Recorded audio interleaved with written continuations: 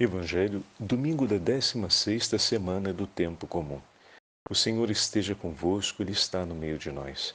Proclamação do Evangelho de Jesus Cristo, segundo São Marcos. Glória a vós, Senhor. Naquele tempo os apóstolos reuniram-se com Jesus e contaram tudo o que havia feito e ensinado.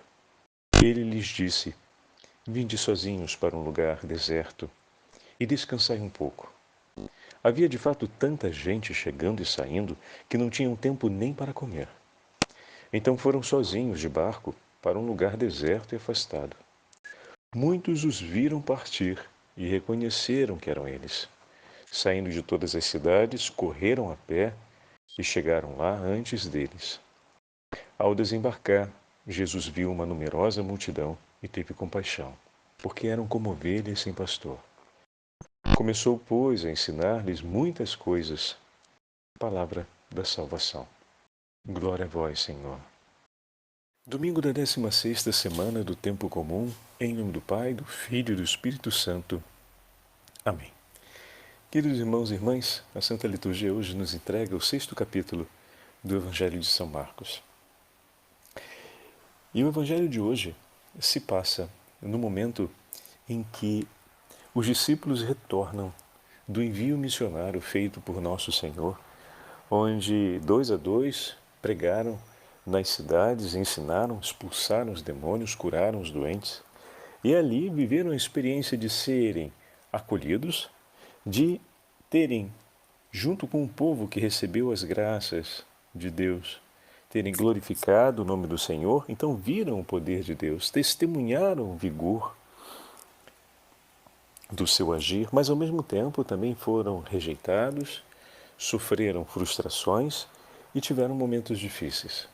E eles agora vêm ao encontro do Senhor. É importante colocarmos aqui um elemento lá do início do primeiro capítulo, onde a missão do Senhor é descrita como uma urgência. Ou seja, o Senhor tem um coração que urge, que deseja ardentemente o quanto antes que os homens conheçam o seu nome e o amem.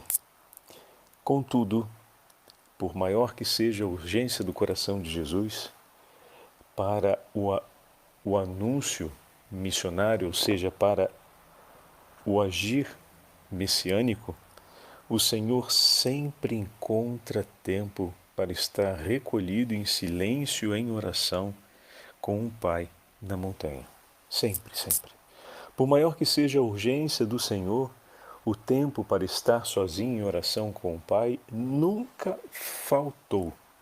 E o Senhor sempre soube separá-lo. Isso para nós já é um primeiro ensinamento. Um segundo ensinamento importante é que o Senhor, depois de ter enviado os seus discípulos para a missão e tê-los recebido, pensa em um tempo de repouso. Mas atenção, porque esse tempo de repouso não é como muitas vezes nós o pensamos na mentalidade nossa, atual, como algo praticamente rígido que ai de quem pense em tocar nesse tempo. O Senhor sabe da necessidade que os seus discípulos têm de encontrar e de terem também um momento de repouso depois das exigências da missão, mas esse tempo de repouso, ele é aberto. Ou seja, como nós vimos no texto, por uma exigência, ele termina sendo suprimido para que se corresponda àquela necessidade. Apesar do Senhor escolher o tempo de repouso, toda a escolha que o Senhor faz, Ele deixa nas mãos do Pai. Se o Pai, naquele momento, que seria o momento do repouso, pede algo a mais, o Filho está prontamente disposto a sacrificar para ir ao encontro daquele que é o desejo de Deus. Então, naquele momento em que ele desembarca na praia, numa região deserta, eles veem uma grande multidão que vem até eles, como ovelhas sem pastor. E o Senhor, então, vai se dedicar a eles, anunciando a boa nova do Evangelho, ensinando-os as coisas de Deus. E aqui tem um passo interessante. Posteriormente, para essa mesma multidão, ele irá fazer a multiplicação dos pães. Ele tomará sobre si a preocupação com o cansaço daquela gente, que caminhou no deserto, como nós ouvimos no texto de hoje, não exatamente caminharam, mas correram apressadamente, vendo para onde ia a barca, correram a pé e chegaram antes de Jesus naquele lugar. Olha o empenho, a sede, a demonstração de anseio pelo que vem de Deus no coração daquela multidão. Eles correram a pé numa região desértica para encontrar Jesus. E Jesus sente compaixão deles pela sede de Deus que eles trazem. E ao mesmo tempo sente compaixão deles, é claro, pela necessidade real que naquele momento assola a vida deles. Ou seja, o cansaço, a exaustão e a falta de comida. Quem corre a pé apressadamente, muitas vezes não tem tempo de levar consigo o que vai ser necessário, mas estão dispostos a sacrificar o que for preciso para não sacrificar a perda de um momento com Jesus. E o Senhor, amando-os, se sacrifica por eles. Não significa que o repouso não seja importante, mas naquele momento, Deus me pede algo a mais por amor. O mesmo Senhor que pode me dar o repouso agora, o pode me dar depois. O Senhor que pode levar o meu coração a repousar, pode me dar essa graça no momento seguinte. Tudo está nas mãos dele, inclusive a minha vida e as minhas necessidades. Olha o que foi para os discípulos, imaginem o que foi para os discípulos ver Jesus sacrificar aquele momento de repouso, mas dar a palavra de Deus para a consolação da alma de todos aqueles que estavam aflitos. E depois de pensar com carinho a necessidade de cada um deles, multiplicando os pães, o quanto isso reforça no coração dos discípulos a alegria da escolha que fizeram de, junto com Jesus, sacrificarem o repouso para cuidar deles. Porque essa demonstração da autoridade, do poder do Senhor, deve ser para o nosso coração dar glória a Deus, como a multidão irá fazer. Mas, ao mesmo tempo, para a gente poder renovar a nossa esperança e a nossa fé, dizendo verdadeiramente, esse é o meu Senhor. Nele eu tudo espero, creio. Ele eu amo, sobre todas as coisas eu adoro. Então, vejam como o episódio que o Senhor realiza também é um descanso para a alma dos discípulos. Agora é como se eu estivesse apresentando um valor subjetivo do descanso, né? Falando da experiência de oração como uma experiência subjetiva de descanso. Não, ela é muito objetiva. É muito objetiva porque ela está restaurando uma esperança. Ela está revigorando a força de uma decisão. Ela está estabelecendo uma verdade que mais adiante vai ser importante ser recordada para renovar o vigor de uma determinada escolha. Eles escolheram em um momento sacrificar junto com Jesus o tempo de descanso por amor àquelas pessoas. E o que eles recolheram com isso?